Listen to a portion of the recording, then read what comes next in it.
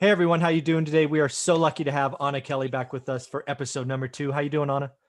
I'm great today. How are you, Michael? I'm doing wonderful. This episode is going to be a little different than, other ones we've done, kind of looking at our history and experience and trying to help people get on that path. What we're going to do now is step back and talk about all the people we've seen in our careers, the little traits that probably make us uncomfortable, right? Little warning signs we see in folks.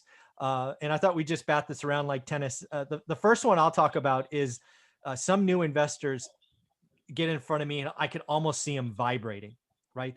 They're shooting stars or whatever you want to call it, but they're just operating with so much excitement, so much energy, so much passion, so much. And it's really scary for me because I know that doesn't last. That kind of vibration simply is not something you can hold forever. I don't know what it's like, a caffeine high or whatever. There is a crash. And unfortunately, most of the time it's sooner rather than later, right? You can only hold that extreme enthusiasm for days or maybe weeks. And if you're really one off, maybe a month. But as we talked about in episode 1, this is a year or a decade plan. So I get really, really scared when I see people vibrating at that level. Yeah, everybody gets super excited about the thought of becoming wealthy really quickly. And that's what it is. It's like, oh, I can buy real estate and I can be wealthy very, very quickly. And you think, okay, it's not going to be that hard. I've watched tons of shows, now we've got 18 years of flip this house shows and they're all making, tons of money on TV, right? With very little headache. They might find a beam that needs to be replaced termites in a small floor or something. But they don't talk about the floods and the fires and the contractors not showing up and people stealing appliances and, not being able to get materials when you think that you need them and all the things that are bumps along the road. And so they see easy and they see money and they think, I can do this, right? But they don't understand the challenges that are going to come, that's going to make it harder for them than they think. So they're not prepared to be resilient and to have grit and for the hurdles that nobody really likes to talk about. Yeah. What's one trait that you see out there that gets you a little nervous when you're interacting with someone? I think making emotional decisions is really a big one. I have to talk to my coaching students, and you can be extremely intelligent and be a rational person, but when you see the potential of a property to bring you money or to bring you something that you're going to be excited about, like a beach house, right? You fall in love with the property and you think, oh, this is the one that's going to change my life, right? And then warning signs come up like, oh, maybe there's termite damage, or maybe there's foundation issues, or maybe the seller didn't disclose some things. And, you're so excited to do a deal. So you do the deal anyway, because you're making an emotional decision. So you've got to get really smart about never fall in love with a property. And it's all about the numbers and it's all a very rational transaction. And if there's a couple warning signs, you can have resilience, you can get creative, you can jump over the hurdles, and being creative and having grit and not being afraid to take on challenges is important. But you've got to know when there's too many hurdles, that's like the warning signs, don't buy this property, and then to be able to walk away and not do a bad deal based on an emotional decision. Yeah, I think that's a really important one, especially in an environment where there's no listings and people are getting overbid. And there was a house in Washington, D.C. that had 76 cash offers in 48 hours. And I think emotion's a big one today. You're so right, because, I speak to investors all the time. They're like, I wrote 5 offers, got 2 counters, and, I haven't got anything. I'm concerned that will eventually lead to loss of discipline and frankly overpaying. Right, you're taking in a good deal and making it average, or heaven forbid, going good to bad. Right, you create an alligator, like the book says. 100%, because they're so desperate to find that deal, and so they do bad deals, or they're giving up.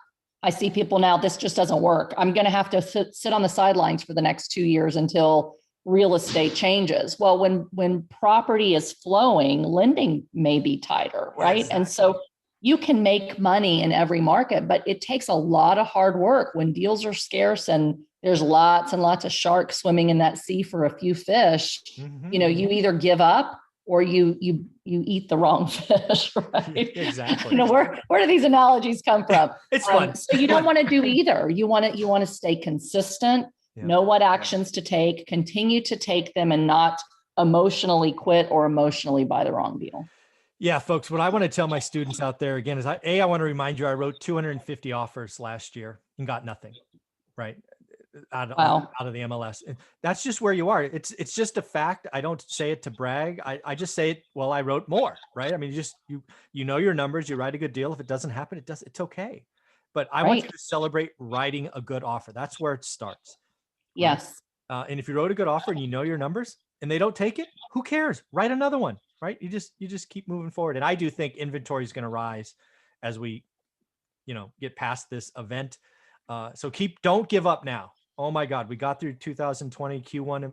Q1's almost over, right? Today's the last day. It's crazy. So it's going to be good. The other one I wanted to talk about is the fear of missing out, or what I used to call lemmings, right? There's that analogy of lemmings running to a cliff.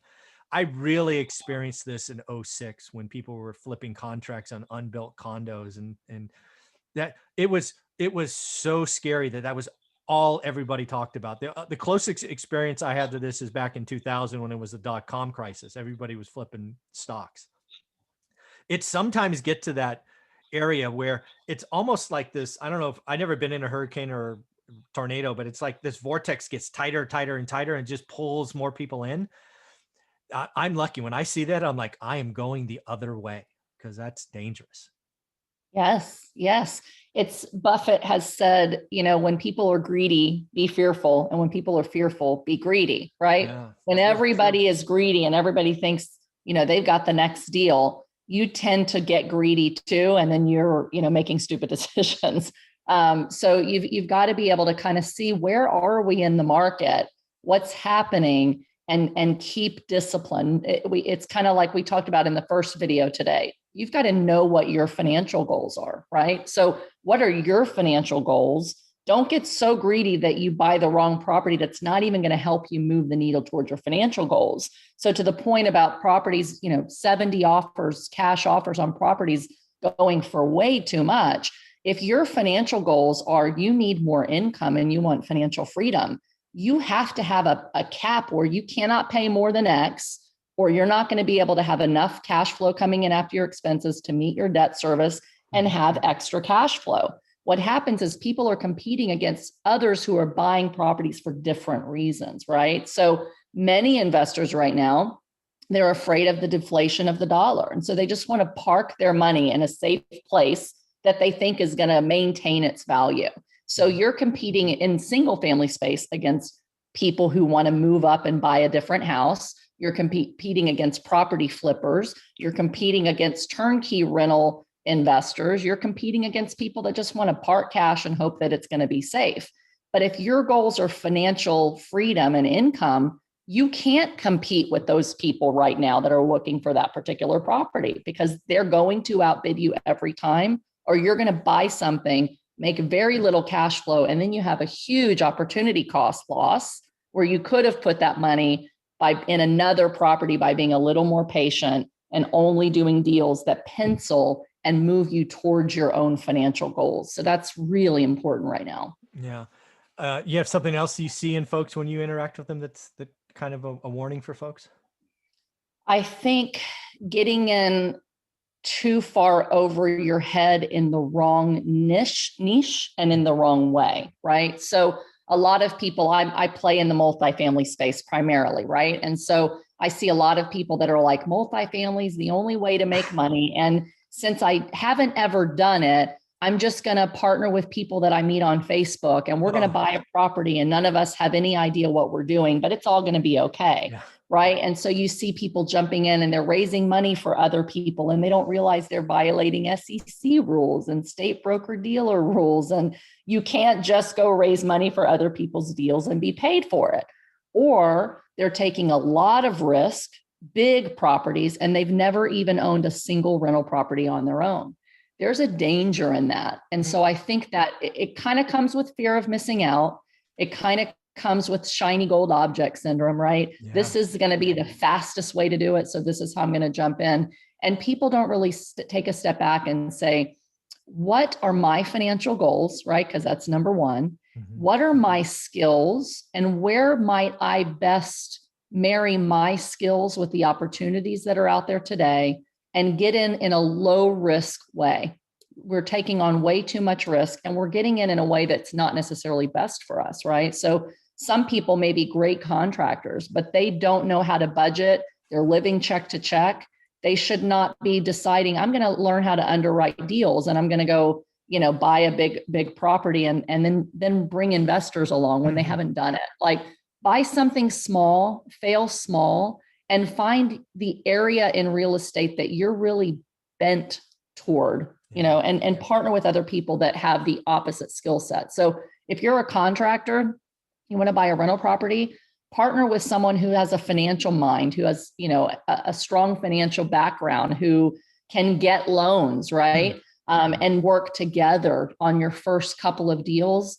Learn to fail on the small ones. Like, I failed on my first flip. I lost money, but I learned wisdom that kept me from failing with bigger dollars at stake. Yeah. The other one I have, and again, too many people, this is like step one of my courses. Too many investors aren't focused, right? It's real estate is wonderful because it offers all these opportunities and all these different markets and all these. But if you have a full-time job like we did, I mean, I don't know about you, but I could only find 20 minutes a day. And that was not enough to learn 3 different things in 4 different markets and all of that. I had to become late. I mean, I had to look at such a small subset of my market, and I did that for 3 freaking years.